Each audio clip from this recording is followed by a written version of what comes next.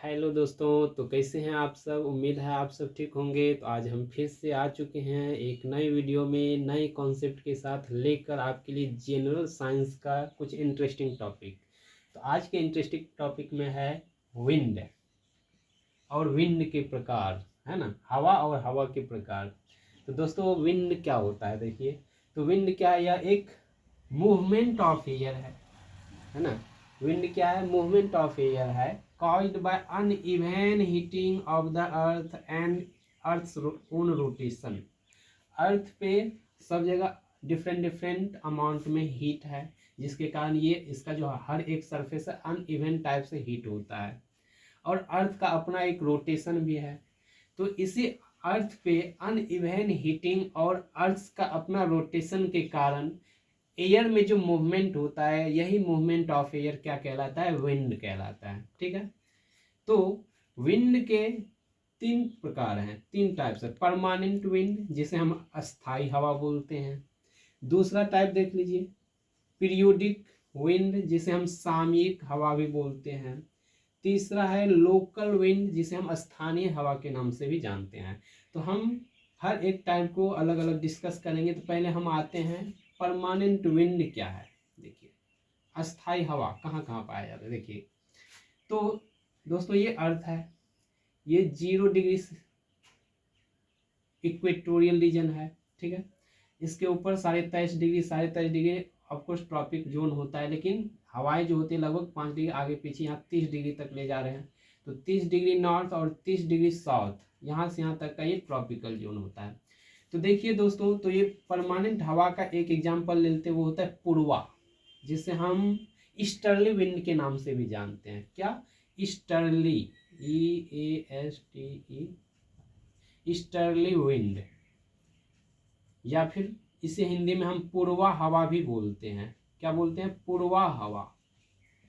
तो दोस्तों easterly wind या पूर्वा हवा क्या है, तो ये हमको यहाँ पाया जाता है, देखिए, इस ट्रॉपिकल रीजन में। तो किस रूप से पाया जाता है, कैसे होता है, जिसको समझने से पहले एक हम देख लेते कोरियोलिस फोर्स कैसे लगता है। तो कोरियोलिस फोर्स के बारे में तो आज डिस्कस नहीं करेंगे, नेक्स्ट रोज अच्छे से डिस्कस करेंगे। तो कोरियोलिस फोर्स के बारे में पहले जान लेते हैं थोड़ा बहुत।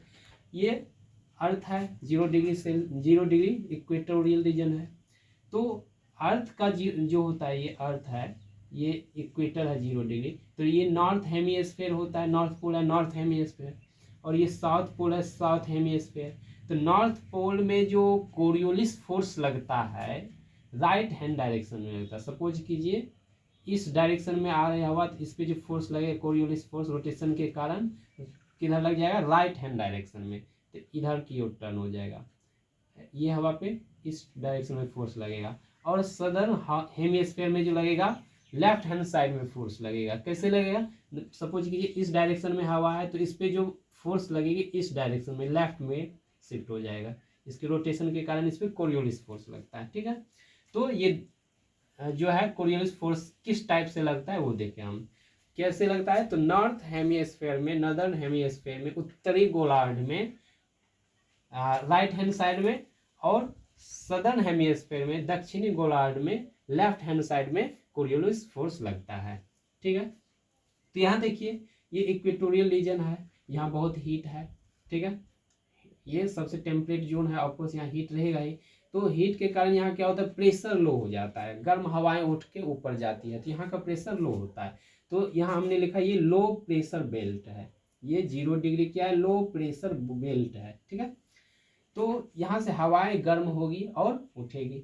तो गर्म होके जब हवाएं ऊपर की ओर उठेंगी तो कहीं गिरेगी भी। तो ये जब यहाँ से उठा तो ये जाके गिरता है इस वाले रीजन पे, इस रीजन पे आके गिरता है हवाएं, इस वाले रीजन पे गिरता है, इस वाले रीजन पे भी गिरता है, इस वाले रीजन पे गिरता है। ठीक है।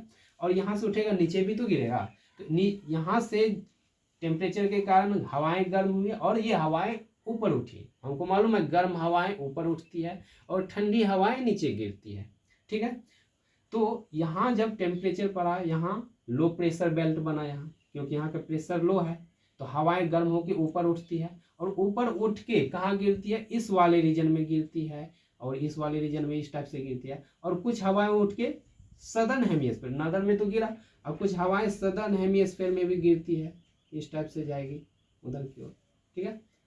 और हम क्या बोले हैं कि रोटेशन के कारण जो है इस पर क्या लगता है, कोरियोलिस फोर्स भी लगता है। तो देखिए 0 से ऊपर नॉर्दर्न हेमिस्फेयर में राइट हैंड साइड में क्या लगेगा, कोरियोलिस फोर्स लगेगा। तो ये नॉर्दर्न हेमिस्फेयर में देखिए राइट हैंड साइड इसका इस पे फोर्स लगेगा इस डायरेक्शन में, हवा पे इस डायरेक्शन में राइट हैंड साइड में इस पे फोर्स लग गया इस टाइप से इस पे।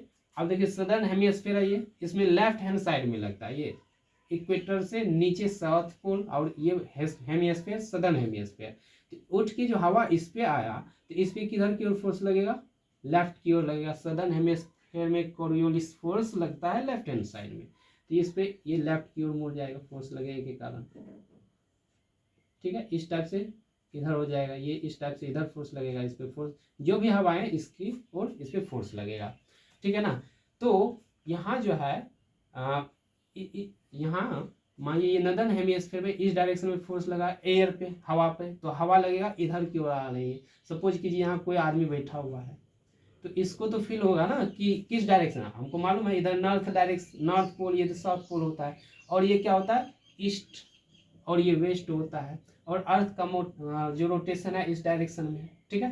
तो यहाँ देखिए यहाँ यदि कोई आदमी बैठा है तो कोरियोलिस फोर्स के कारण यहाँ से जो भी हवाएं उठी और यहाँ पर ही ये लो प्रेशर से उठी और हाई प्रेशर यहाँ आके गिरी, ये वाला जो बेल्ट है ये हाई प्रेशर वाला बेल्ट है, तो यहाँ गिरी हाई प्रेशर में, और यहाँ गिरने के कारण ये जो कोरियोलिस फोर्स के कारण इस पे इस डायरेक्शन में हवाएं आई, तो इस आदमी को लगेगा कहाँ, यदि यहाँ कोई बैठा हुआ तो इधर का आदमी को लगेगा ईस्ट से, क्योंकि ये ईस्ट डायरेक्शन होता है और ये वेस्ट डायरेक्शन होता है, नॉर्थ होता है ये साउथ होता है। तो यहाँ बैठे इंसान को लगेगा ईस्ट की ओर से हवाएं चल रही है, तो ईस्ट की ओर से चूंकि हवाएं चल रही है इसीलिए इसका नाम हो गया क्या, ईस्टर्ली विंड। इस टाइप के विंड को बोलते हैं क्या, ईस्टर्ली विंड। ईस्टर्ली विंड बोलिए या फिर पूर्वा हवा भी बोलते हैं इसको हम हिंदी में, पूर्वा हवा है ना।